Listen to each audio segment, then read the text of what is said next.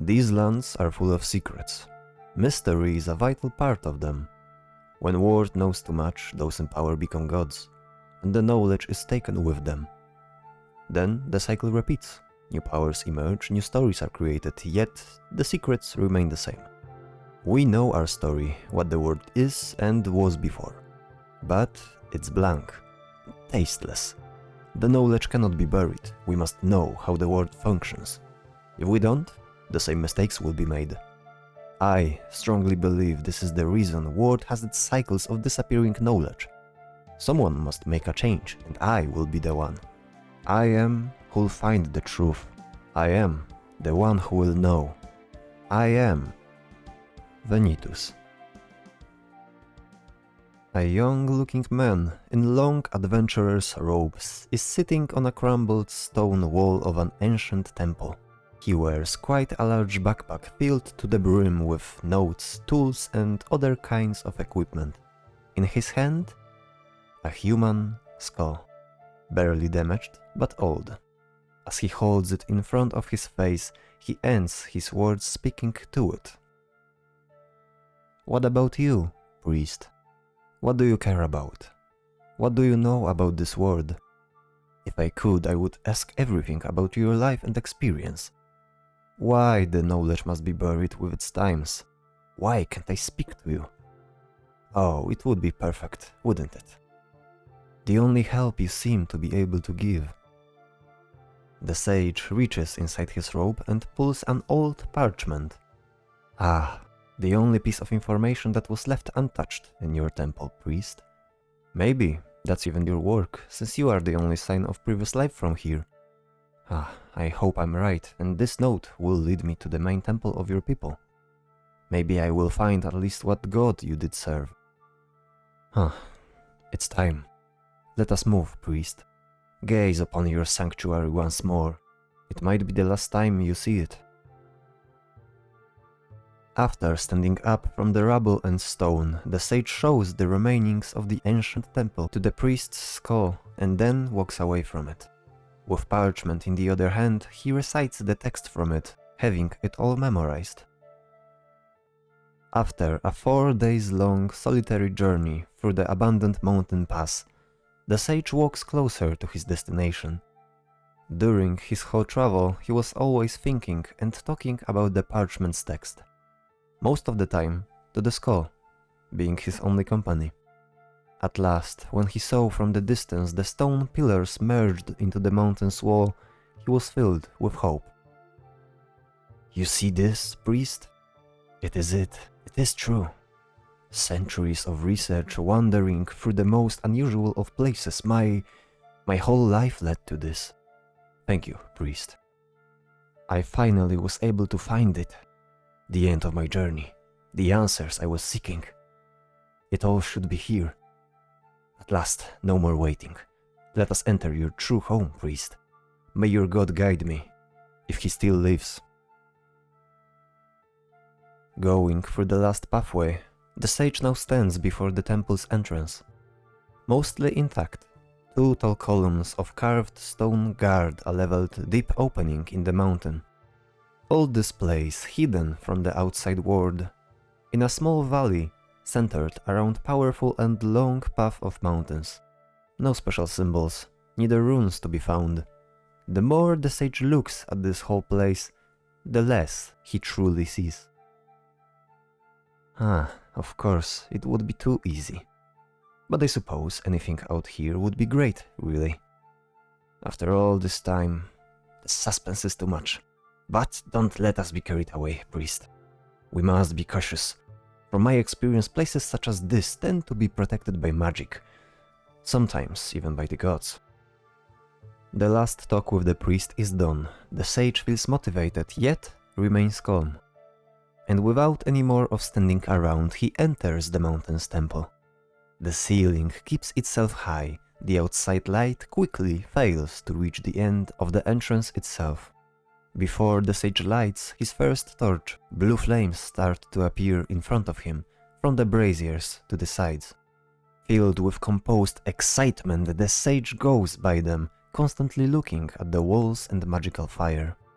Everything is made of highly reflective onyx marble. The long hallway entrance seems to be damaged, but not everywhere. The braziers, ornaments, and the structure itself seem to be in perfect condition. But the walls, floor, and stone door at the end of this hallway all seem to be scratched, cracked, and smoothed. No matter what happened to what spot, there's not a single sign to recognize or investigate. When the sage reaches the stairs leading to the stone door before him, he raises his first foot and stops. Pulls 2 steps behind and looks at the stairs up and down. Something feels off to him. A quick reach to his backpack's side pocket to take a pouch of flour, which he evenly scatters on the stairs. Some symmetrical cracks are now seen when light from the flames doesn't reflect perfectly to blend the stairs. Through the cracks, crystal powder can be seen. The sage then recognizes it as a part of a magical trap, which should create a powerful explosion as soon as a creature steps on the stairs. Seeing that the door has some standing space before the stairs, the sage decides to approach from the side and climb the elevation of his height. Carefully standing away from the stairs, after a quick look at the stone slab door, he tries to push it open with his body. It does nudge a little, and after some effort, the sage was able to enter the temple. As soon as he went inside, there was a sharp corner to walk through. He was able to discover a hidden rune on the wall, which would collapse the passage as soon as he would enter it. Deactivating such trap is quite a hard task without using any magic. At least, without knowledge of it. The sage took a chisel and dug up through the wall in few points to reach the physical rune. With a silver needle, he then scratched 3 vital points of the spell and tried to safely set off the trap. As he assumed, the spell activated, but with its structure broken, only few crumbs of stone fell down. When he went ahead, something caught him off guard, as the floor slabs started to move, revealing a deep hole. Seeing the situation, he did the first thing that came into his mind. On the side, there are few fence-like metal spikes. Behind them, a foot-deep pit, filled with a material he saw before in the braziers. Without any preparation, he had to make the jump, and while he was able to hold onto the paw of the spike without falling to his demise, unfortunately, the backpack was punctured, on the other spike being torn out in half, spilling all of its insides. Most of the items fell onto the pit, some into the deep, unending hole. As the sage wanted to jump on the small pit, all of it was lit with blue flames on this side of the room and the other. The sage quickly realized the magical fire burns much stronger, and so he tried to save as much of his stuff as he could in the little time he had. No, my notes! That's all of my work! As he lowered himself to reach into the flames, his hand, shockingly, was burned. A strong pain struck him. The sage screamed loudly, feeling as if his whole body was set ablaze. He sat between the short space between the spikes and mourned his lost work. All of his notes, most of his equipment, consumed by flames before his own eyes. As he cannot accept such fate, he looks around to see other possible dangers. But when he looks back into the flames, all of his stuff is gone. Other than one thing. The skull of the deceased priest lays on his lower jaw, unharmed. As if turned towards the sage, he looks into priest's empty eye sockets and watches in disbelief. Every other second the flames fill the skull more and more, as if they wanted to control it. The skull shakes from the magical power, but instead of breaking, 2 bright blue flaming points appear in the eye sockets. A string of flame rises it above the pit, then balances in the air, and the skull itself looks around, focusing on the sage. Whoa! Goodness gracious, what is this place? Hey, who are you? Fascinating. You talk, that's a possession of some kind. Spirit of the priest, a vile foe or good soul, I do not come in harm. I wish to only... Wait. What is this all about? I am Venitus Muergarda, the ever-living, cursed by the blood of my ancestors. I am here seeking knowledge of the past, priest. Oh, great, that sounds fun. Anyway, why do you call me priest? Is that my name or what?